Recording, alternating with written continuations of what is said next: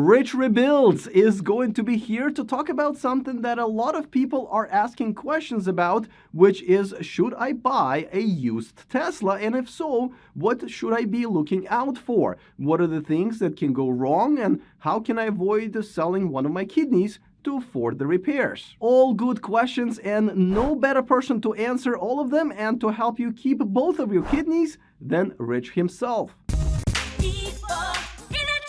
Welcome to E4 Electric. Don't forget to click on that subscribe button and the bell notification icon so you don't miss amazing guests like Rich Rebuilds on this channel every month moving forward. Now, I know it's been a while since Rich has been a guest on this channel, mainly because he has been taking a bit of a break from the topic of Tesla, even on his channel, but we knew he couldn't stay away, so he is here to talk about what you should know about before buying a used Tesla. But before I bring him on, a quick reminder that this video is brought to you by the Volkswagen ID.4 EV, which I am now a proud owner of. In addition to all of the gadgets and perks, it comes with 3 years of unlimited charging at over 500 Electrify America DC fast chargers here in the United States. See if you love the ID.4 as much as I do by exploring the link in the description of this video.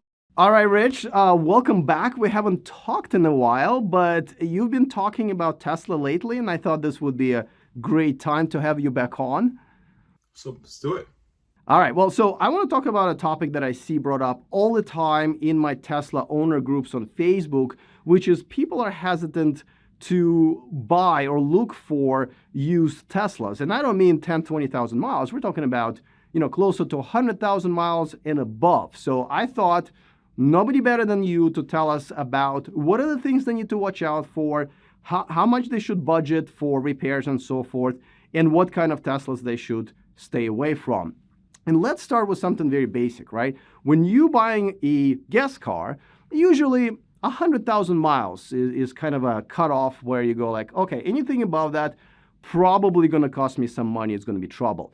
What would be the mileage for Tesla in terms of where that, red line is? I think Tesla's really, let's just say you get to the 100,000 mile mark. At the 100,000 mile mark on a Tesla, on an older Tesla, odds are the pack has been replaced probably once, and the drive unit has probably been replaced probably maybe 2 or 3 times already. Really, you have to factor in the amount of time that has passed in between drive unit replacements, so the new owner isn't on the hook for that. And once you get past that, it's the regular consumables. You still have brakes, you still have suspension components, you still have seat wear, and you still have the general wear and tear that a lot of cars have. The good thing about Teslas is that the motors themselves, statistically speaking, they just will run longer than a gas car will. And with the aftermarket now, with a lot of companies dismantling the cars, they're accessible to a lot of people to have motor replacements. The only caveat is you have to have the right tools and programming to put them in. Okay, so same mark, about 100,000. Yeah, same mark. I would feel a lot of the things is what people put around cars is things are set to last a specific amount of time. When you have an engine that is a very powerful engine, those tend to not last as long because they're typically in performance cars and they're driven in a certain way. But you have cars like, that make under a certain amount of power and driven in a different way, those typically last a little bit longer. With Teslas, it really depends on the driving style. It depends on when the motor was replaced. But I mean, technically speaking, they could last a lot longer than their gas counterparts will. Now, a lot of people are asking, is there a way to get a hold of the maintenance records? Because, as you mentioned, there's probably a bunch of things, important things, that have been replaced. How would one go about it? Do you just ask the owner? Can you actually contact the service center directly? How do you get the service records? Forget the service records. It's your results may vary. What I've been noticing is whenever I go to a Tesla service center and I ask them, a lot of the times they can't give it. That information. What they might do is, depending on where you go, if I go to a different area, someone that actually works in the back, maybe they can release that. But certainly they keep that kind of hush-hush. So you're better off keeping the maintenance and service records if you're the owner of a Tesla, so you could pass it on to someone else, because a lot of the times Tesla doesn't want to discuss how many times that car was brought back for service work. Okay, now let's dive into things that people should be the most concerned about, or maybe even have a little bit of ongoing budget for replacement or repair in the future. And of course, we're going to start with the battery. Let's take a 100,000-mile Tesla. Most likely it's Model S, but there's 3 and even Ys are going to get there pretty soon. What are we concerned about? If you're looking at a used Tesla like that, what do you need to know? What do you need to measure? And what are the possible problems that are coming up with the battery? First thing you should do is figure out from the owner what their charging cycles were like, how often they supercharge, how often they charge at home, and that'll give you a good idea for how degraded the battery is. They should also send you a picture, or even see the car yourself, what the full charge of the car is. Because I'll tell you, when I was purchasing my Model X, things were fine and dandy, but that was in 2016 or 17. Now the Model X, the 90D, has gotten to the point where there's only about 207 miles of range or so. So definitely when buying one, you want to make sure what the total charge is, like how much battery capacity that it has left, because the car has tons of capacity in it. It's just over time it degrades, and that 207 will turn to 205, 204, 203. And before you know it, you're paying, all this money for a car that doesn't have as much potential charge on it. So that'd be one of the first things I would do. Make sure the battery is everything. It's the most expensive component to the entire vehicle, and making sure that's intact, making sure the owner didn't take very long supercharging trips and charging to full and leaving the battery at full overnight for long periods of time. That'll help keep the battery health in check. Now, let's say, what would be an acceptable degradation percentage? 5%, 10% at around 100,000 miles. It really all depends on the amount of risk the person is willing to accept. I mean, I've seen it as low as 1 or 2% after 100,000 miles. I've seen it as high as 5 and 10% as well. Checking the date code on the battery to make sure. A lot of batteries have been replaced under warranty due to degrading. So a lot of the times, a lot of these older cars, because I think they have the 8-year warranty on them, a lot of them have been replaced. But it all depends on what the consumer wants to do. A lot of the times you could get really good deals on Teslas for batteries that are slightly degraded. Some people don't mind spending 20-something thousand dollars on a Model S that has just under 200 miles of range, because they get to save money on the back end, but they also are able to drive a very nice luxury car on the front end. And, I know some people say, well, how much does it cost to replace a battery? Have you seen too many people replacing the battery once they bought it after 100,000 miles? And if so, how much does it cost in a Model S and, let's just say, Model 3?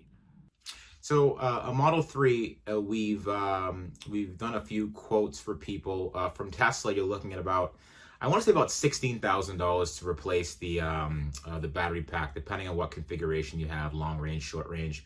I think the one that was the 16,000, that may have been the mid or long range. I don't recall. But on the Model S's, we're starting to see a couple of more of those in the shop. We're starting to see a few of the 85s that have not necessarily degraded, but a couple of the cells, the bricks within the pack itself, have kind of died. So as a result, that brings most of the pack down, and a lot of these cars only have like 50 miles of range. When you're talking about replacing those batteries, those are generally in the realm of about $22,000 to $24,000 to replace those. And that's really relatively close to the price of what you can get a Model S for, isn't that? So is it really because worth it? the prices of older Model S's are coming down so much because they're coming out of warranty. This is kind of what happens. A lot of people are just nervous, like, okay, my warranty's up, time to get rid of the car. And some people gamble, have their cars for 250,000 miles, which is fine. And some people just get snake eyes and they have to end up replacing a battery pack. The video I just put out recently was kind of about that. It was about someone coming in, getting a good deal on a Tesla that's not salvage, clean title, bought it third party from a from a general person, and they drove the car for a while, and unfortunately they got the error message that says your car only has 40 miles of range, fast charging is reduced, and one of the bricks in there, actually a couple of the bricks in the battery pack died, and it had to be replaced. Wow. Okay. All right. So let's move on with other things. So what are the second and let's say third most likely things that are going to go wrong in a Tesla after 100,000 miles? And how much does it cost? How often does it happen?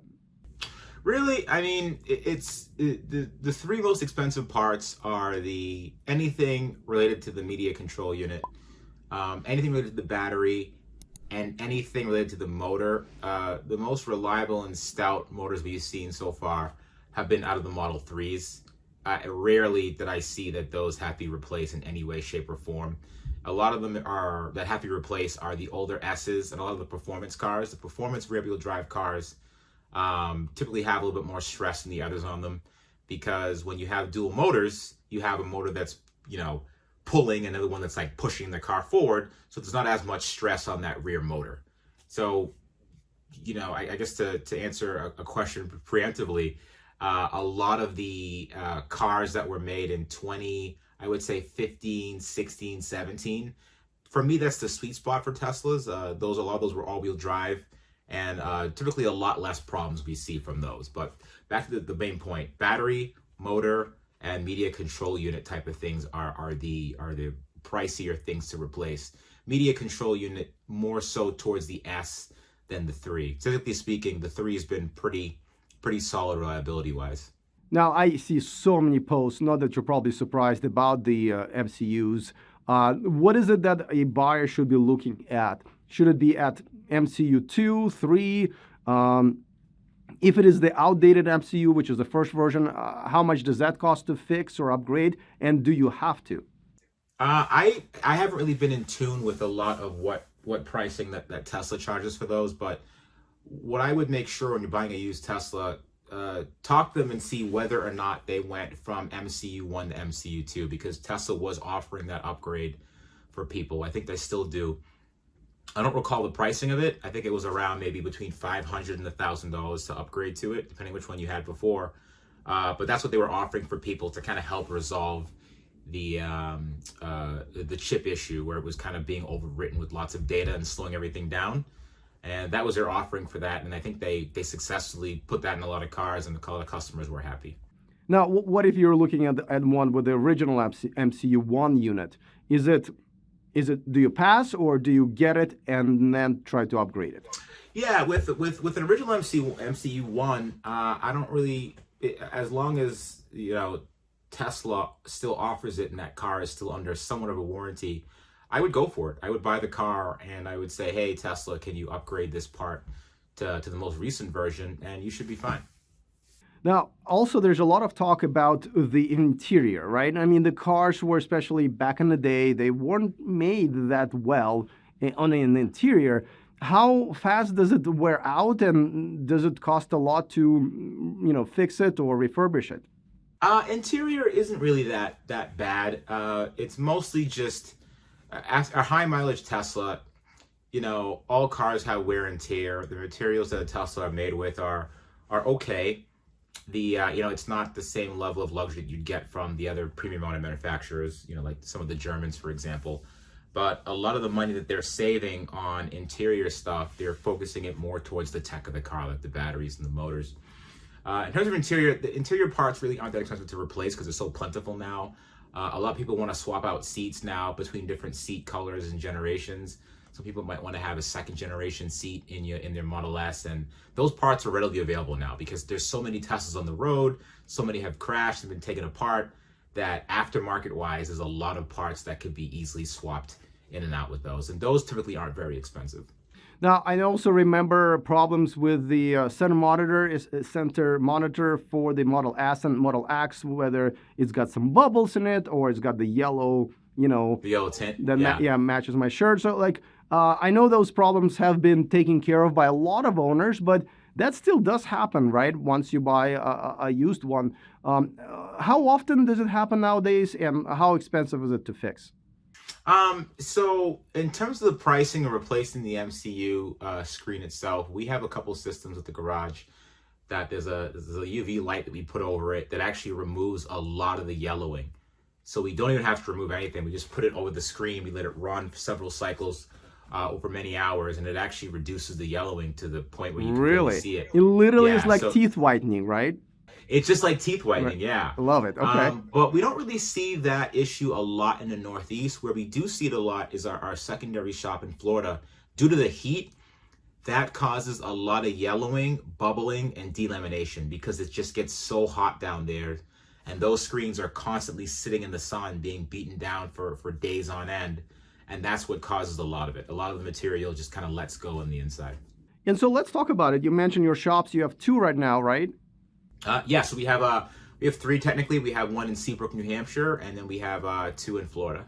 All right. Now, any trends that you have noticed that are different now than 2 or maybe 3 years ago about what kind of cars coming in with what kind of problems, and maybe that will give us also a better sense of what to watch out for. When we first started our business, it was mostly just a lot of maintenance stuff, a lot of annual services.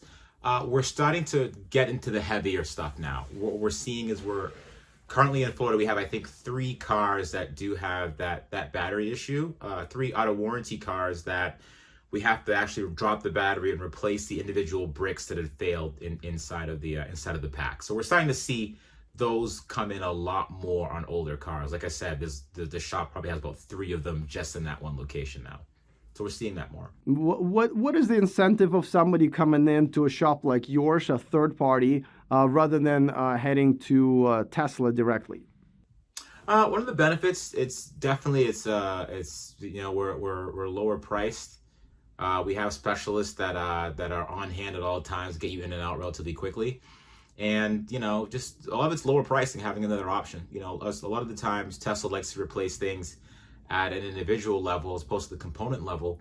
So, when a customer goes to Tesla and says, hey, my battery only has 50 miles range, and then they come to us and we, instead of replacing the whole battery for $22,000, we just open up the battery pack, do some testing, making sure which bricks are still active, which ones aren't, replacing those bricks and setting it back up, charging it up to full, and doing a few verification tests for, a hell of a lot less.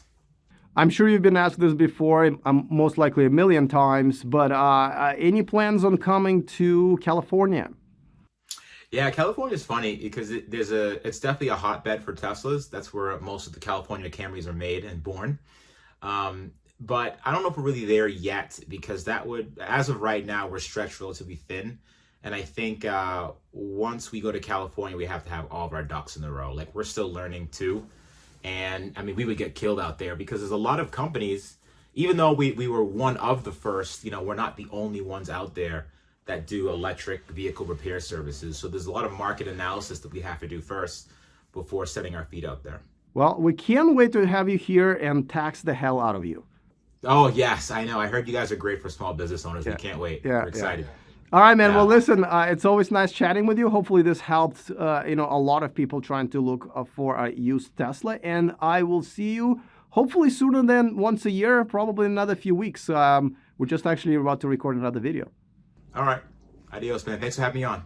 If you think we did not cover some of the topics that you think we should have, don't worry, Rich will be back. So put those questions in the description of this video and we'll try to get to them next time he's here. And of course, don't forget to subscribe to Rich's channel, Rich Rebuilds, and check out his independent Tesla body shop at electrifiedgarage.com. I put both links in the description of this video. All right, looking forward to all of your comments. Other than that, see you guys next time, and remember to stay charged.